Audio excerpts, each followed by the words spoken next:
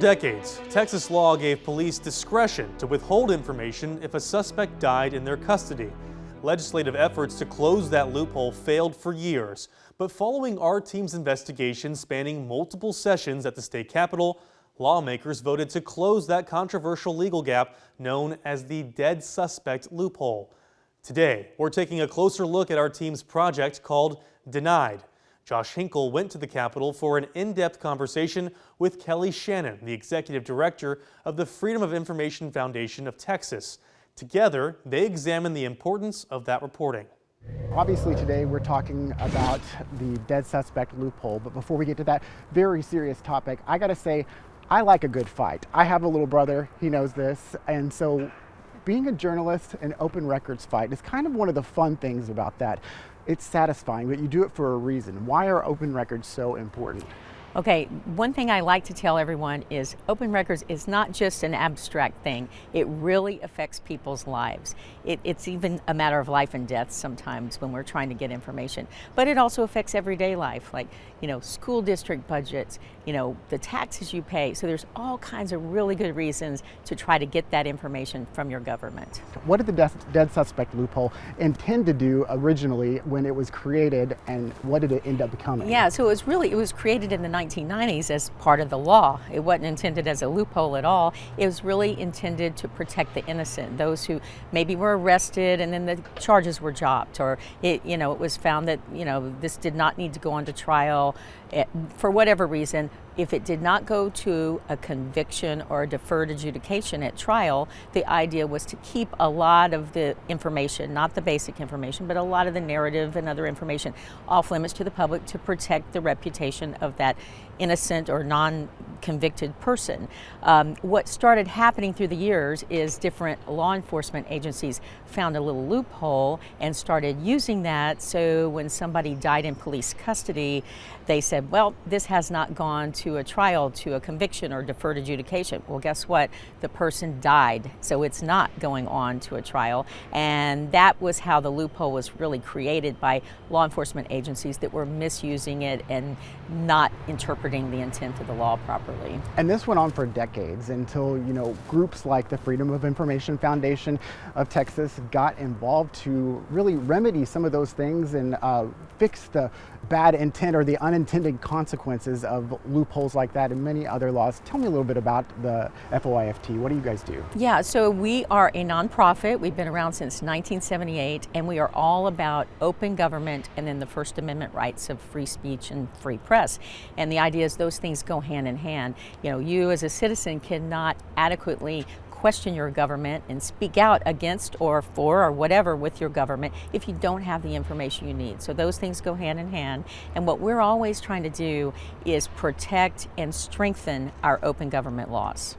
So over the years, we've really worked to humanize the outcome and the impact of the Dead Suspect Loophole. I think we first started covering it at KXAN back in maybe 2018. That was several legislative sessions ago, and the bills to close this suspect loophole had been coming up session after session and just failing until 2023. Prior to that, there was a very unfortunate circumstance that happened in Uvalde, as you know, the mass shooting that was there at the school, and that sparked a lot of concern about whether the Dead Suspect Loophole would be used in that case, because so many people wanted to see exactly what happened so they could hold the right people accountable, right? Yes, and to prevent something like that hopefully from happening again. If you learn from things, maybe you can take steps to prevent tragedies in the future. But the whole loophole issue had been building for years and years, and then once the terrible situation happened in Uvalde, that really brought it even further into focus for everyone here at the Capitol. And when that really played out over the year after Uvalde into the legislative session, then that was the catalyst that really got a lot of lawmakers who maybe didn't realize the importance or the crucial aspects of this loophole and what it was doing. Has really brought it home for some of them, because this was a tragedy you couldn't really ignore. So it went through the legislative process and it ended up passing eventually. Yeah, after many sessions, yes. And it kind of got held up at the last minute. It was some weird drama there, like I've never seen really. The physical bill was actually lost in the process, so it never did get signed by the right people until some people started pointing it out and realizing like, hey, this never went to the governor's desk, so is this a law that's going into effect or not? How did that play out? Yeah, and there was a lot of drama even before that because, you know, as you say, there's a lot of different interests and many people negotiate on a bill or raise questions about it on both sides. So a lot of that drama played out in the final weeks of the legislative session. And then you get down to the bottom, it seems like it's all passed. The Senate's passed it, the House has passed it. And then there was this question of where is the bill? And it turns out the lieutenant governor had set it aside for a bit while some other matters were dealt with and looked at. And then finally it was pointed out, hey, that bill's never been signed and made it to the governor yet so that the governor can decide what to do about it. And so finally, you know, that scrutiny, you know, I don't know if that's what led it to pop out and appear, but for whatever reason, the scrutiny was very important because the public needs to know what's happening with this legislation that the public is supporting. So that's what occurred.